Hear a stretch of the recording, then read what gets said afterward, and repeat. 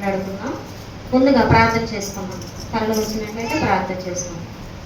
పరిశుద్ధుడా, నీకు వందనాలయ్యా, స్తోత్రములు తండ్రి. నాకు ఇచ్చిన తండ్రి అవకాశాన్ని బట్టి నీకు వందనాలయ్యా.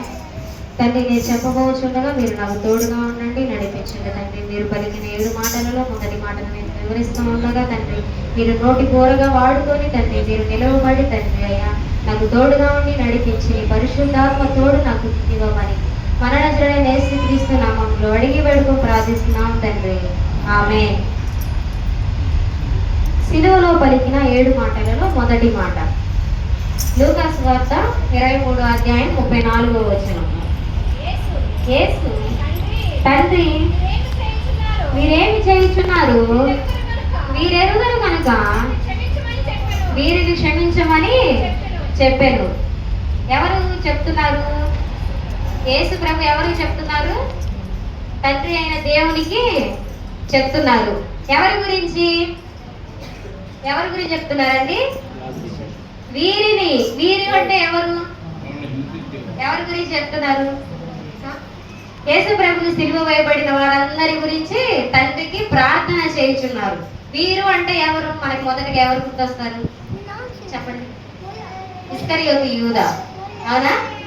మొదటిగా ఎవరు? ఇస్కరియోతు యూదా. రెండో వారు ప్రధానులు, పరిసయ్యులు, పిలాతు, హేరోదు, ఇంకా సైనికులు, ప్రజలు. అవునా? ఏంటి చెప్పండి. వీరేనా? ఇంకెవరైనా అన్నారా? ఆయన స్వజనులైన యూదా వారు. అవునా? యూదా ప్రజలు ఏమన్నారు? ఆయన్ని సిలువ వేయమన్నారు. ఆయన చేసిన ఎన్నో అద్భుత కార్యాలు చూసి కూడా ఆయన ఏమన్నారు? సిలువ వేయబడమన్నారు. ఏమని చెప్తున్నాడు? తండ్రికి ప్రార్థన చేయుచున్నారు. వీరేమి చేయుచున్నారు? వీరు ఎరుగరు కనుక వీరిని క్షమించమని చెప్పాను. వీరు అంటే మనం చూసాం కదండి. ఇప్పుడు 7 వచ్చారు. అవునా?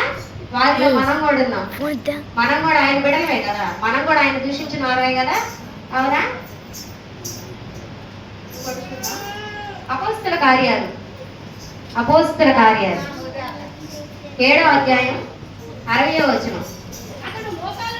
అతడు మోకాళ్ళను ప్రభువా వారి మీద ఈ పాపము మోపకని గొప్ప శబ్దంతో పలికెను. ఈ మాట పలికి నిద్రించెను. చాలండి. ఎవరు పలుకుతున్నారు? అతడు మోకాళ్ళని ప్రభువా వారి మీద ఈ పాపము మోపకని గొప్ప శబ్దంతో పలికెను. ఎవరు పలుకుతున్నారండి? ఎవరు? స్టెఫన్ గారు పలుకుతున్నారు. ఆయన ఎప్పుడు యేసు ప్రభుని వెంబడించిన వారు కాదు. ఆయన ఆశ్చర్య కార్యాలు కానీ అద్భుత కార్యాలు ఆయన చూసిన వారు కాదు. కాకపోతే ఆయన స్టెఫన్ గారు ఆయన గురించి ఎరిగి ఆయన నమ్ముకొని ఆయన అడుగు జాడల్లో నడిచిన వారు. ఇక్కడ చూడండి, యేసు ప్రభు వారు కూడా ఏమన్నారు? వీరు ఏమి చేయించున్నారు? వీరు ఎరుగరు కనుక వీరిని క్షమించమన్నారు. అట్లానే స్టెఫన్ గారు కూడా అలా మాట్లాడుతున్నారు. ప్రభువా వారి మీద ఈ పాపము మోపకు అని ప్రార్థిస్తున్నారు. అవునా? ఒకసారి చదవండి మళ్ళీ. అతను మోకాళ్ళని ప్రభువా వారి మీద ఈ పాపము మోపకని గొప్ప శబ్దంతో పలికెను. అవునా? స్టెఫన్ గారు అంటే యేసు ప్రభు తర్వాత చనిపోయిన వారిలో మొదటి వారండి స్టెఫన్ గారు. ఆయన శిష్యుల్లాగా ఆయన్ని అంటే ఆయన అడుగుజాడల్లో నడవలేదు, కానీ అంతకాడికి ఎక్కువగా ఆయన పరిచర్య చేసి వాళ్ళలో మృతి నందిన వారు స్టెఫన్ గారండి. ఆయన మరణానికి మొదటి హతసాక్షి పౌలు గారు కూడా ఆ హత్యని అంగీకరిస్తారు. అట్లానే మరొకసారి యోసేపు గారిని చూద్దాం. ఎందుకంటే యోసేపు గారికి యేసు ప్రభువుకి చాలా దగ్గర పోలికలు ఉన్నాయండి. ఆదికాండం 50వ అధ్యాయం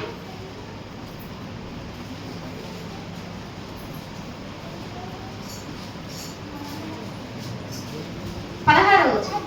50వ అధ్యాయం 16వ వచనం. యేసోపునకు ఇలాగ వర్తమానము పంపిరి. నీ తండ్రి తాను చావకమునుపు ఆజ్ఞాపించినదేమనగా మీరు యోసేపుతో నీ సహోదరులు నీకు కీడు చేసిరి కనుక దయచేసి వారి అపరాధమును వారి పాపమును అతనితో చెప్పుడైనను